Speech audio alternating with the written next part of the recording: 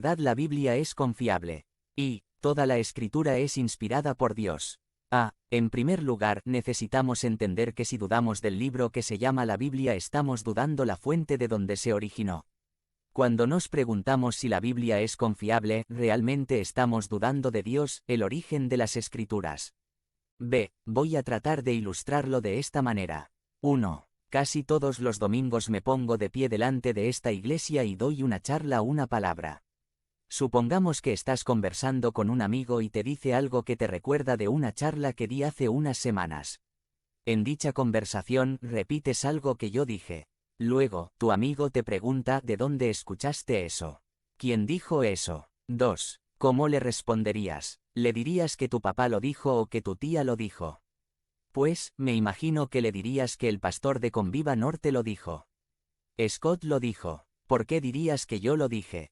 Porque lo dije, nadie más. Soy el origen o la fuente de tal comentario. 3. ¿Cuál es el punto? Nadie puede separar las palabras que dijo una persona de la misma persona que las dijo. O sea, no podemos separar el comentario de la fuente. No podemos separar la palabra del origen. Si la Biblia es la palabra de Dios, o sea Dios dijo lo que está contenido en la Biblia, ¿cómo podemos separar su palabra de su persona? No podemos porque su palabra procedió de su esencia. 1. Quiero que busquen la segunda carta que Pablo escribió a Timoteo.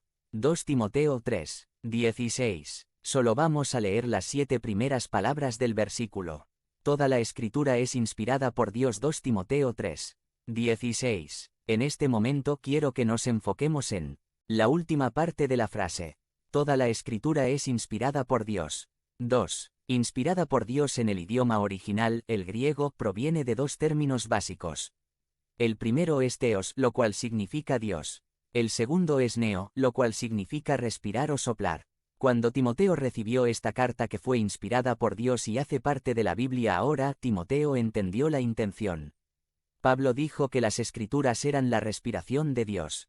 Él sopló sus palabras desde la profundidad de su esencia. Toda la Escritura es la respiración profunda de Dios. Si decimos que la Biblia no es confiable, realmente estamos diciendo que Dios, el origen, no es confiable. Creemos que el Dios que creó el universo es capaz de escribir un libro, y el Dios que es perfecto es capaz de escribir un libro perfecto.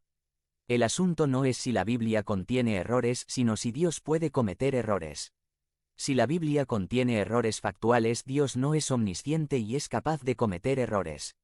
Si la Biblia contiene información incorrecta, Dios no dice la verdad y es mentiroso. Si la Biblia contiene contradicciones, Dios es el autor de la confusión. En otras palabras, si la Biblia no es confiable, Dios no es Dios. Si quieren investigar más del tema, pueden ir a nuestra página web www.convivanorte.com y buscar la serie de charlas que se llama Dios es. Tratamos varios temas sobre la pregunta ¿quién es Dios? Inclusive, hay una charla con el título ¿Dios es confiable o cascarero? Si no han escuchado esa serie de charlas, los invitamos que aprovechen el recurso y escucharla. 2. Toda la Escritura es inspirada por Dios. En segundo lugar, necesitamos entender que toda la Escritura es inspirada por Dios. No solamente una porción de la Escritura. Toda la Escritura es inspirada por Dios. La Biblia se mantiene o cae como una unidad. 1. Digamos que un periódico importante como El Tiempo fue descubierto de forma rutinaria por publicar errores, ¿qué pasaría? Pues, sería rápidamente desacreditado. Si el editor dice que los errores se limitan a la página 3, ¿cómo respondería el público? Pues, la gente no confiaría en nada de lo que dice el periódico. Para ser un periódico confiable, cada artículo, editorial, publicidad, lo que sea, tiene que ser confiable. Todo es confiable o ninguna parte. Is the Bible trustworthy? http www.godquestions.org Biblical Inerrancy HTML_ISQ9LXTDHJ. 2. Se ha dicho que solo podemos confiar en algunas partes de la Biblia. Dicen que hay errores en cuanto a los asuntos de las ciencias y la historia y, por lo tanto, solo podemos confiar en las partes espirituales. Sin embargo, es en esas áreas que podemos fácilmente comprobar. En cambio, los científicos no pueden comprobar la espiritualidad. El argumento dice que debemos creer la Biblia en cosas espirituales las cuales no se pueden comprobar en